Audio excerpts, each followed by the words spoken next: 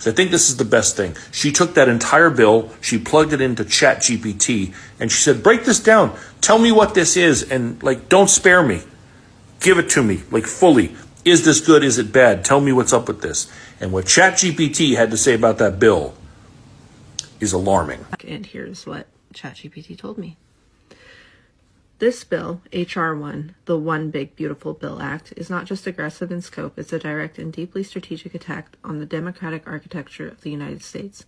It masquerades as administrative efficiency and fiscal responsibility, but underneath it's a comprehensive blueprint for executive consolidation, ideological control, and systemic disenfranchisement.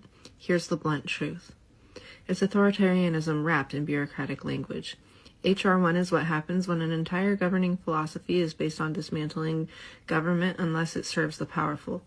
Every single chapter of this bill either centralizes executive authority, defunds regulatory agencies, strips away civil protections, or shifts the burden of governance onto the most vulnerable people in society. Expedited deportations without judicial review, that's not about efficiency. That's about eliminating constitutional oversight to build a machine that can operate in darkness. Cutting independent agencies like MedPAC or the Social Security Advisory Board, that's not reform. It's removing the brakes from a runaway train. Silencing classrooms and ending DEI funding, it's a cultural purge designed to codify a narrow, exclusionary worldview into national education policy. This isn't conservative governance, it's counter-democratic engineering. It systemically dismantles the safeguards of a free society. The institutions targeted by H.R. 1 aren't arbitrary.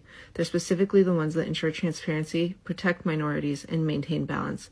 Consumer protections? Gone. IRS ability to audit tax sheets? Neutered. Public health investments? Slashed.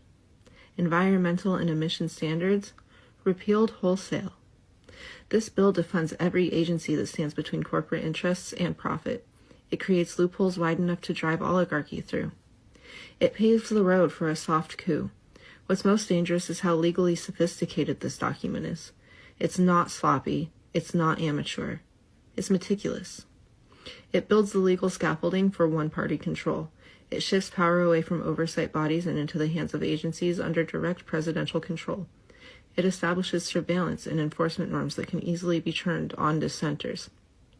It dissolves the idea of nonpartisan truth, replacing it with politically approved doctrine, especially in education, health, and environmental science. This isn't policy. It's a hostile restructuring of the republic, not done through tanks or violence, but through legislative subversion. The human cost will be catastrophic. Let's be crystal clear. People will suffer if this bill passes. Children will go hungry as food assistance is gutted and work requirements are tightened. Trans youth will lose access to care and their families will be criminalized for seeking it. Immigrants, many of them legal residents, will live in fear of removal or retaliation. Workers will face unregulated financial scams, higher pollution, and fewer rights. The elderly and disabled will face a future without independent scrutiny of Medicare or Social Security sustainability. This bill treats social safety nets as disposable and human rights as negotiable. Final verdict, this is the dress rehearsal for autocracy. If this bill becomes law, it will not just change what the government does, it will change what the government is.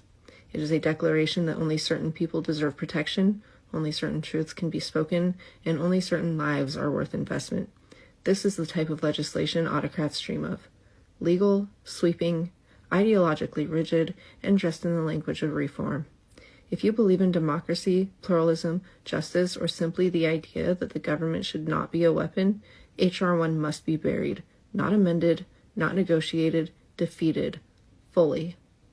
If that bill passes, it's a problem, but also he is not wrong, and I think people should realize that. One billionaire pushed our election. The combination of him spending massive amounts of money in key states, mixed with the Dems trying to launch a new candidate 100 days before the election, made for a perfect storm and allowed one person to influence our election.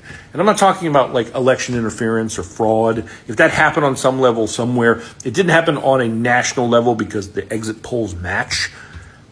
But still, he got into the minds of the American people and he won Trump that election. And now he's mad because he's not getting what he paid for.